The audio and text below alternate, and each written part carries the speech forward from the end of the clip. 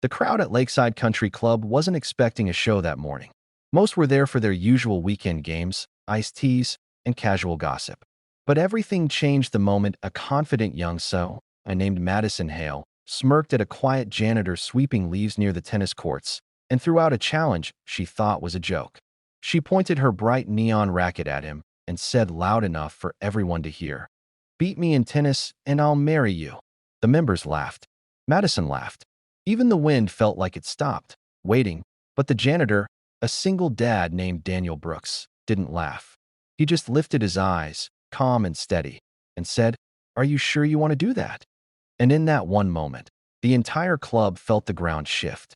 Something about his voice, quiet but powerful, froze everyone in place. Before the story begins, make sure you subscribe to StorySphere, where we bring you powerful stories that touch the heart. Don't forget to like the video and share your thoughts in the comments. Your support helps us continue sharing moments that inspire kindness and hope.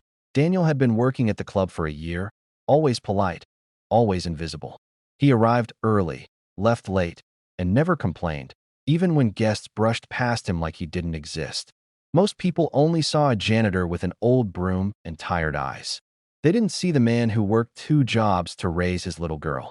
They didn't see the father who carried bedtime stories in his pocket and love in every step he took. Madison, on the other hand, was the kind of CEO whose confidence could fill a stadium. At 30, she was successful, athletic, and fiercely competitive. But she also had a reputation for teasing people she thought were beneath her level, a habit she never admitted was wrong. That morning, when she saw Daniel watching a match from a distance, she thought she'd entertain the crowd with a little fun. "Come on," she said, bouncing a tennis ball on her racket. "One game. If you score a single point, I'll grant your wish. Anything you want. Maybe even that marriage proposal." The crowd laughed again. Daniel set aside his broom, wiped the dust off his hands, and walked onto the court. Not with arrogance, not with anger, just quiet purpose. When he picked up the racket someone handed him, Madison finally noticed the way he held it. Not awkwardly, but with familiarity. His fingers wrapped around the grip like it belonged to him. And for the first time, uncertainty flickered across her face. The first serve came lightning fast from Madison. Powerful, sharp, meant to intimidate. But Daniel didn't move with hesitation. He moved with memory. His feet shifted, his stance lowered, and his return sliced through the air with a clean, effortless motion. The ball landed perfectly in Madison's corner, but a murmur rippled through the crowd. Point after point, the truth became clearer. Daniel wasn't just good. He was extraordinary. His movements were graceful, controlled, almost musical. Madison tried everything: speed, angles, trick shots. But Daniel responded like someone who had lived on the court long before he ever picked up a broom. Finally, breathless and sweating, Madison dropped her racket. Who are you?"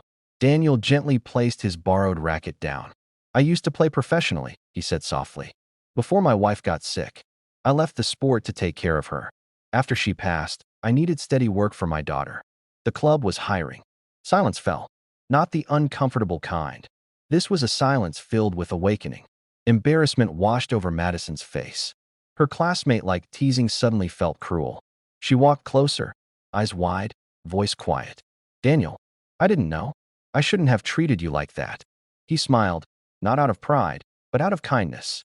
"It's okay. You didn't have to know. Just treat people better.